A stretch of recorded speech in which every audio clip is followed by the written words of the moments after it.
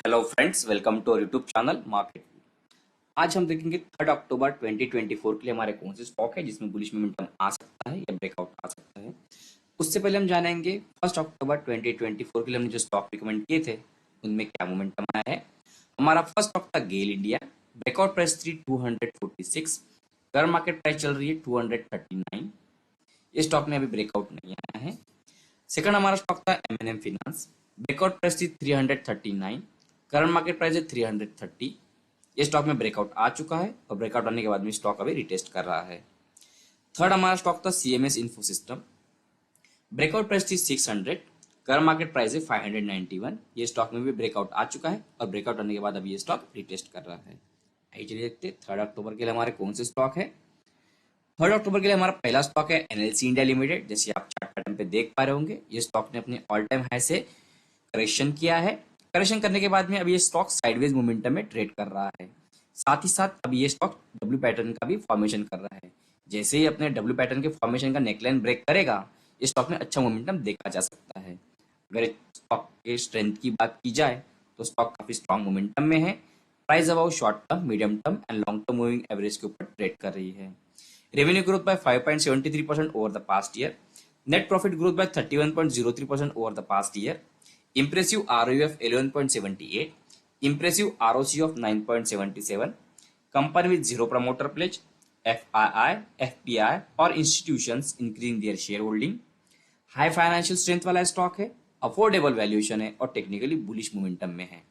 अगर ये स्टॉक 295 के ऊपर ब्रेकआउट देके सस्टेन करता है तो हमको टारगेट 1 देखने को मिलेगा 320, टारगेट 2 हमको देखने को मिलेगा 360 और एसएल हमको मेंटेन करना होगा 275 का।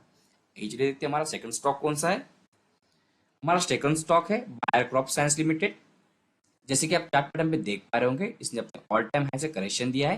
करेक्शन देके अब ये सब स्टॉक साइडवेज मोमेंटम में ट्रेड कर रहा था और साथ ही साथ डब्ल्यू पैटर्न का फॉर्मेशन कर रहा था। जैसे ही अपने डब्ल्यू पैटर्न के नेकलाइन का ब्रेक करेगा, इसमें अच्छा मोमेंटम देखा जा सकता है।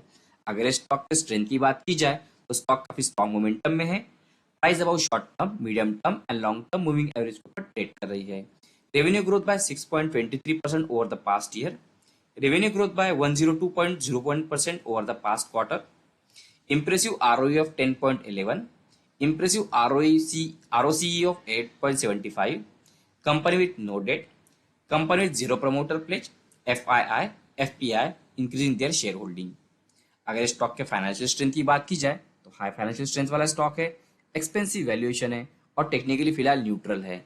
लेकिन अगर ये स्टॉक 6500 से लेकर 70 से लेकर 6600 के ऊपर ब्रेकआउट देके सस्टेन करता है तो हमको टारगेट 1 देखने को मिल सकता है 6900, टारगेट 2 हमको देखने को मिल सकता है 7100 और एसएल हमको मेंटेन करना होगा 6300 का। तो देखते हैं हमारा थर्ड स्टॉक कौन सा है। हमारा थर्ड स्टॉक है रैमको सीमेंट लिमिटेड। जैसे कि आप चार्ट पैटर्न पे देख पा रहे होंगे, अपने इंपॉर्टेंट रेजिस्टेंस लाइन को ब्रेकआउट कर रहा है। अगर इस स्टॉक के फाइनेंशियल स्ट्रेंथ की बात की जाए तो स्टॉक काफी स्ट्रॉन्ग मोमेंटम में है। Price about short term, medium term and long term moving average के ऊपर ट्रेड कर रही है। Revenue growth by 20.95% over the past year. Net profit growth by 15.07% over the past year. Impressive ROE of 5.58. Impressive ROCE of 8.15. Company decreasing promoter pledge.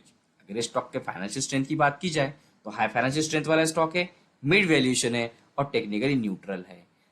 लेकिन अगर ये stock 880 के ऊपर ब्रेकआउट देके सस्टेन करता है तो इसमें टारगेट 1 हमको देखने को मिल सकता है 960, टारगेट 2 हमको देखने को मिल सकता है 1080 और एसएल हमको मेंटेन करना होगा 815 का।